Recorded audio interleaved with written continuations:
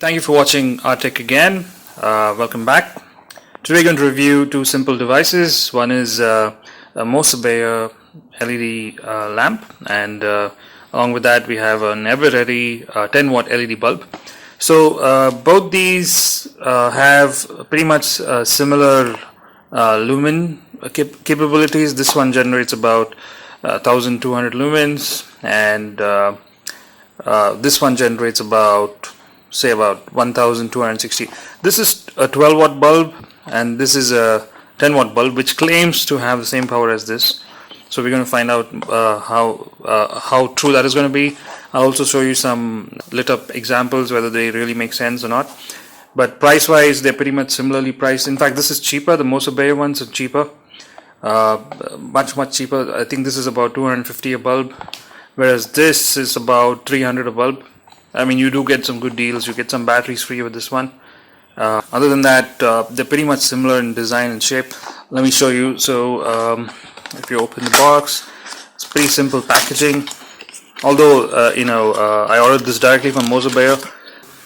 Size wise, you would see that the Eveready bulb is much smaller, whereas the Moser Bayer looks a tad bigger, maybe half an inch, but very hard to say whether it's visible from this angle. But yeah, they're pretty much similar in terms of size, but you can see that the heatsink is slightly different for the Eveready, whereas for the Moser Bayer it's a little more streamlined.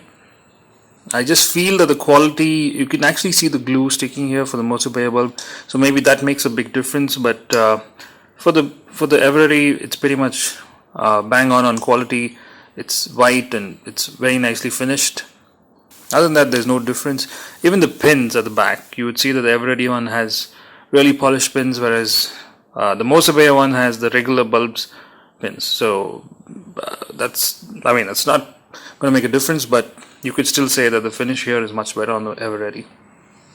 The thing you'll notice on the Moser Bayer LED is that you do have something called as a protection plus driver. So they have surge protection up to 2500 volt, which you don't have in this one. So this also has high voltage protection up to 380 volts. So that's really nice to see.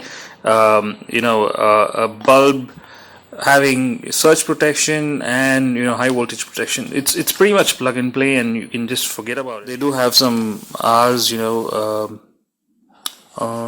nothing mentioned on this, whereas Eveready should claim, yeah, it's about 15,000 hours, right? 15,000 hours. I'm guessing this is pretty much similar, but you have that extra bit of protection in the Moser Bayer bulb. So I would definitely say that's a good feature to have for something that's going to last that long. Gesture by Moser Bayer by adding some extra circuits to protect the bulb. So I just hope that stays on, and even the weight is very much comparable. I think there's pretty much no difference in the weight as well. They have similar build quality in terms of the heatsink, except for this, which I just showed you. I think that looks much better on the Eveready. So yeah, so this is a 12 watt and this is a 10 watt, but Eveready claims they can match this with a 10 watt bulb. So I'm going to plug it in and show it to you. This is a difficult test to do. You just put a simple setup. The bulbs on the left are those of the Eveready. The ones on the right are those of the Moser Bayer. I really don't see any difference in them, except for that fact that maybe the Moser Bayer bulbs are a little bit bigger. Brightness wise, all four have the same in terms of lumen.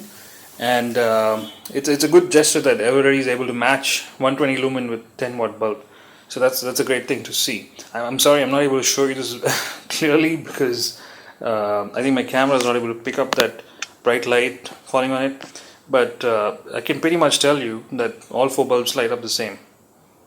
So that's a small comparison from here, and thank you so much for watching. Please subscribe if you like the video.